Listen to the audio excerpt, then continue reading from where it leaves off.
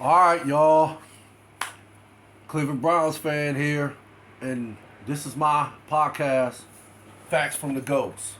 My name is DJ Lottie Dottie, and this is my hot topic. Actually, the final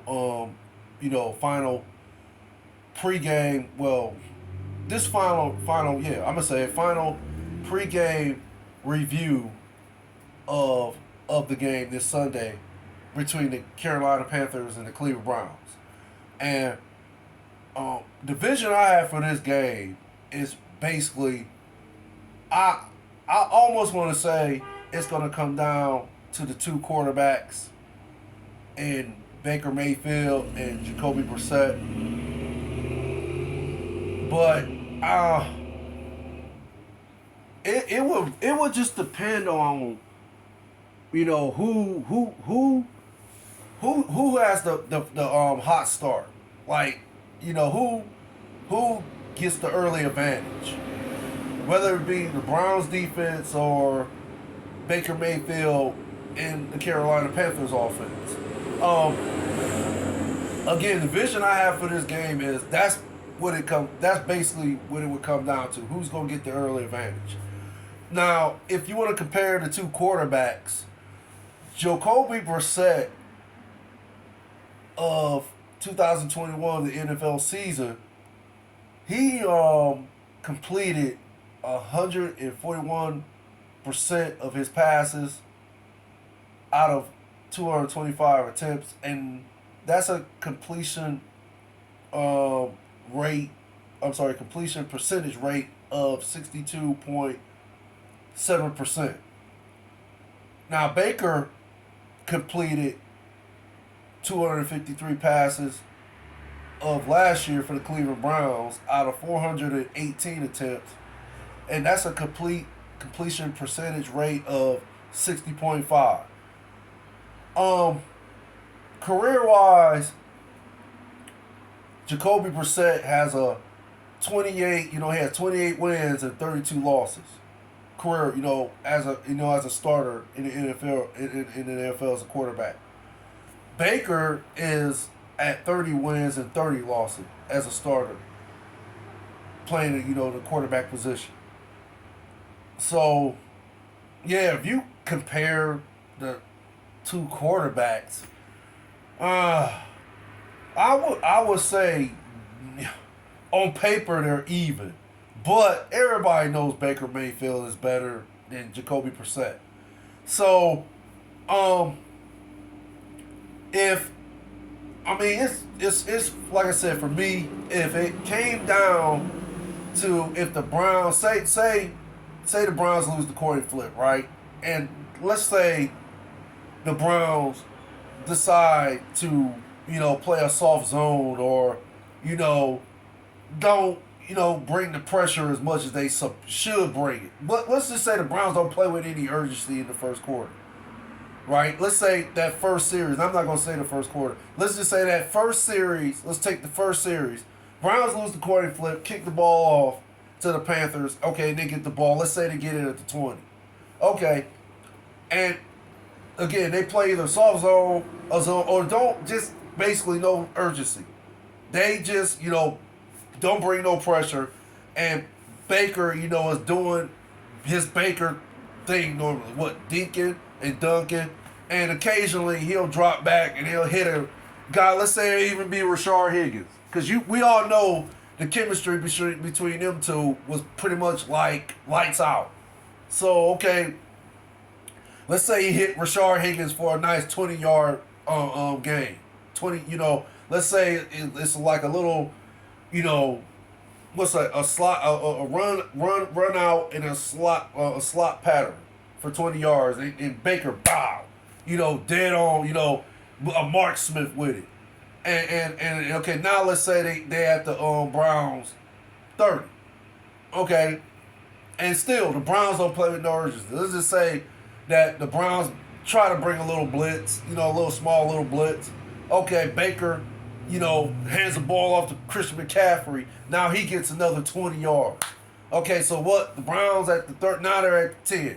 Okay, and let's just say that the Browns trying to bring some pressure.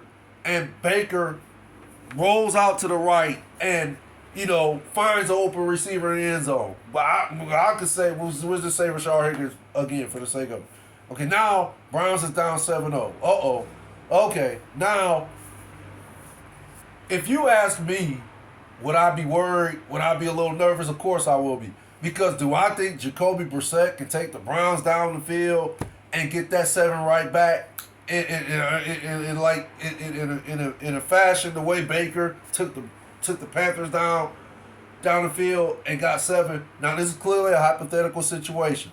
This is not what I think will happen, or this is not how I see the game. I'm not predicting it or anything. I'm just saying this is my vision.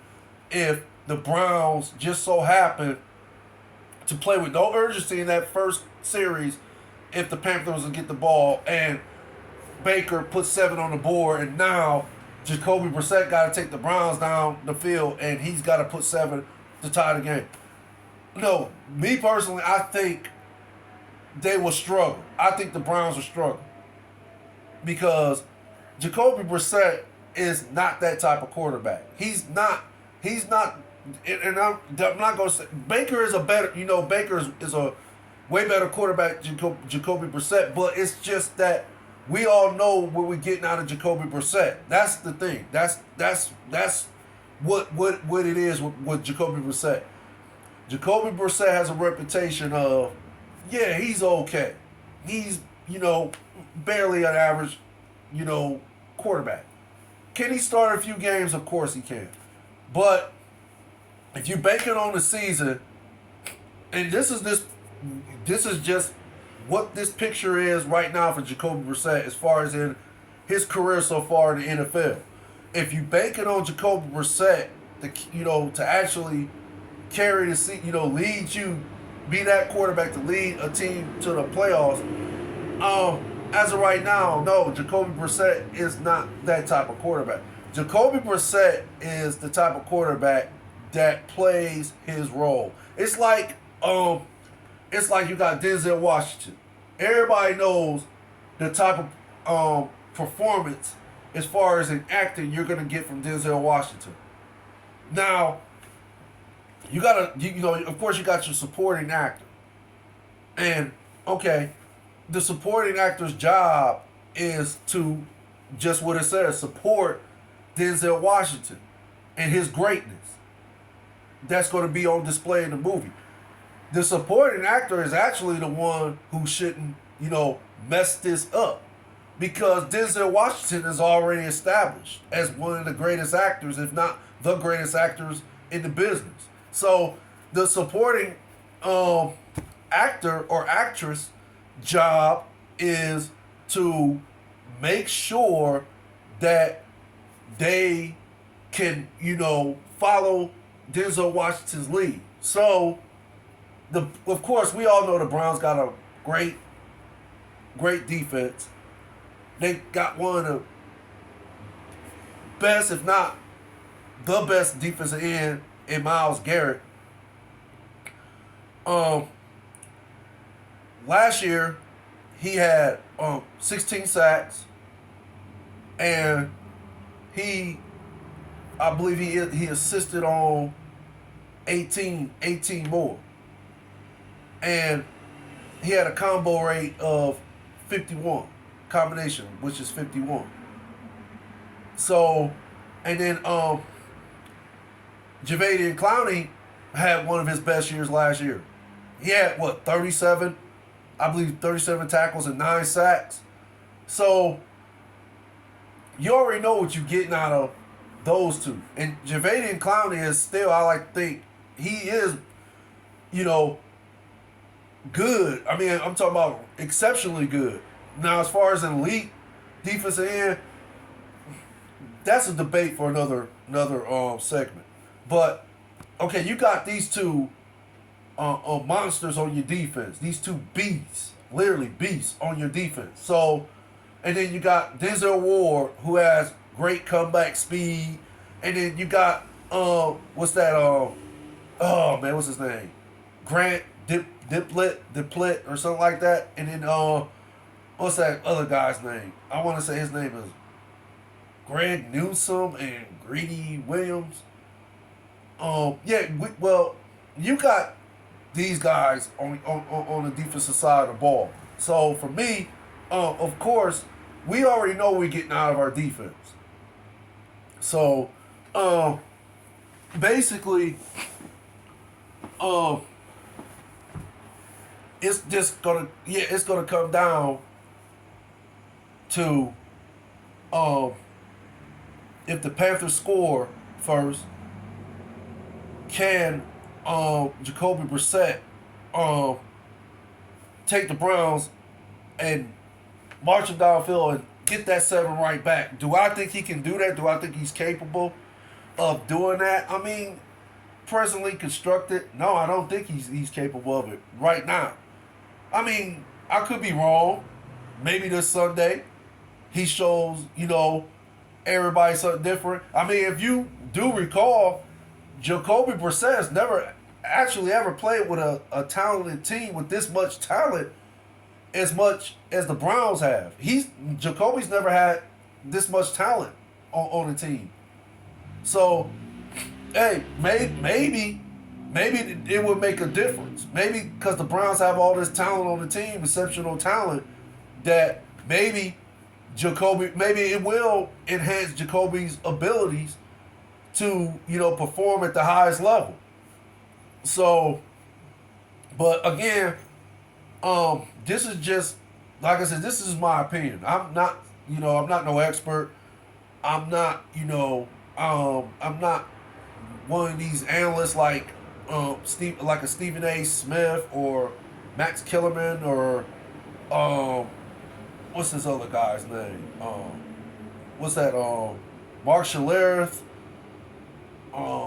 Michael Wilbon, Tony Kornheiser, Ellie Duncan, Mia Kimes. No, I'm not. None of these analysts that's either went to school for this for so many years, decades, and got degrees in this. And I'm not no expert like the guys who actually played the sport.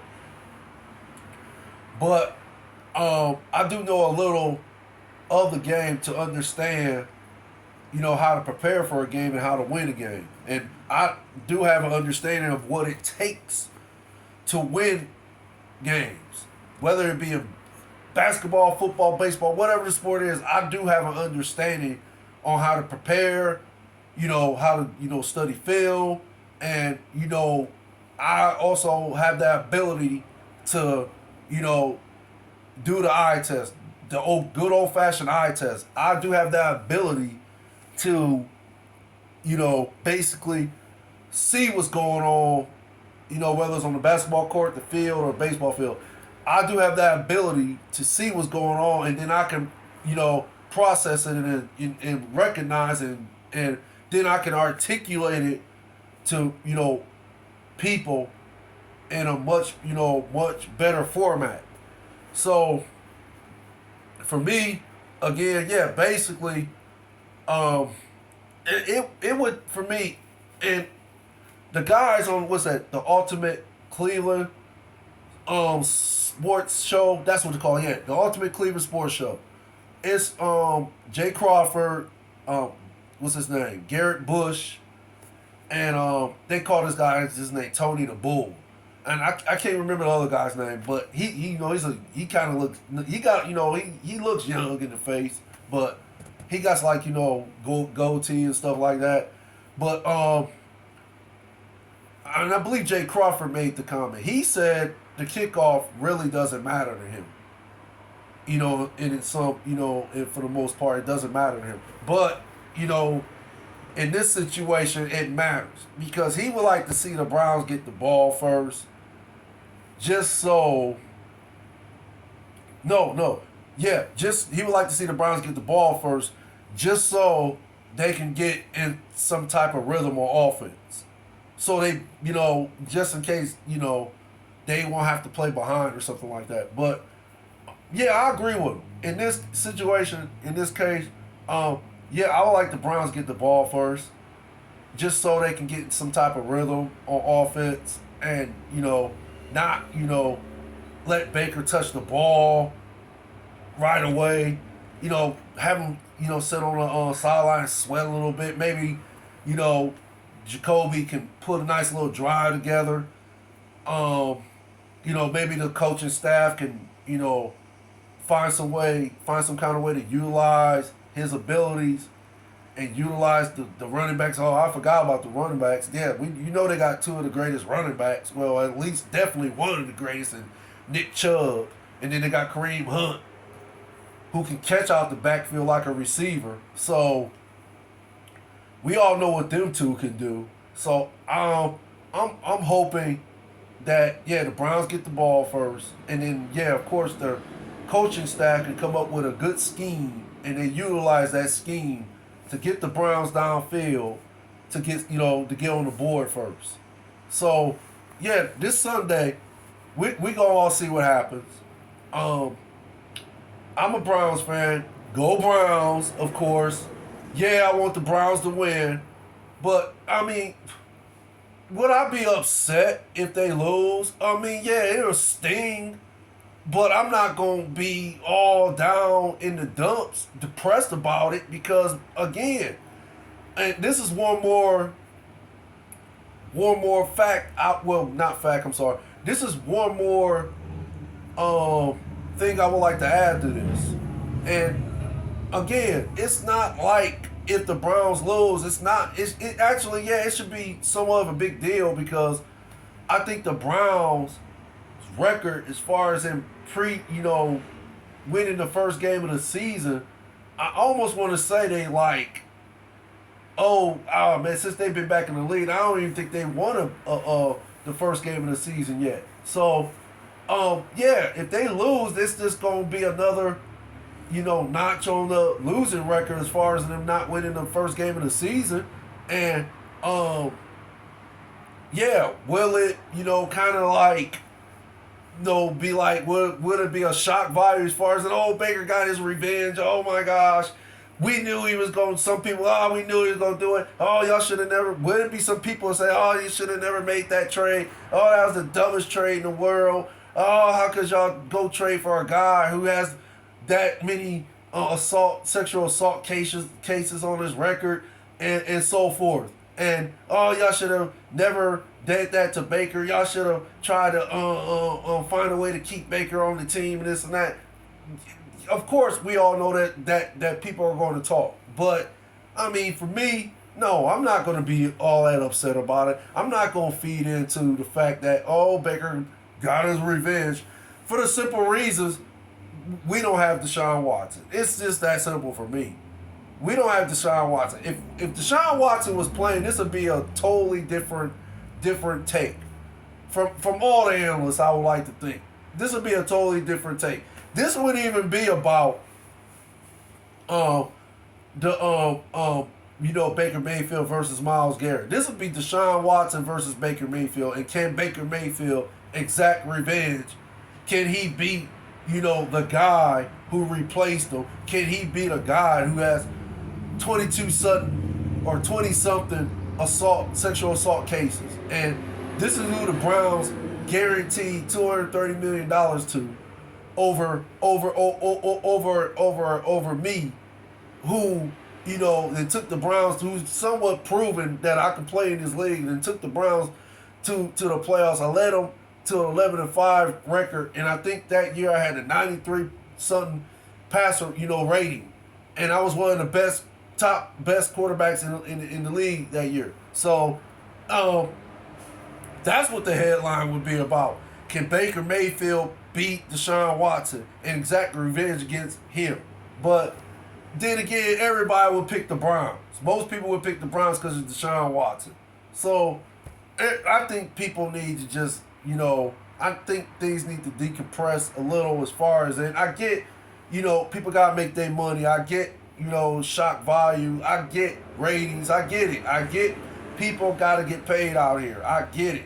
But I think, this, when it comes to this particular game regarding the Browns, I think people need to let, decompress a little, pump the brakes a little. Not a lot, pump the brakes a little.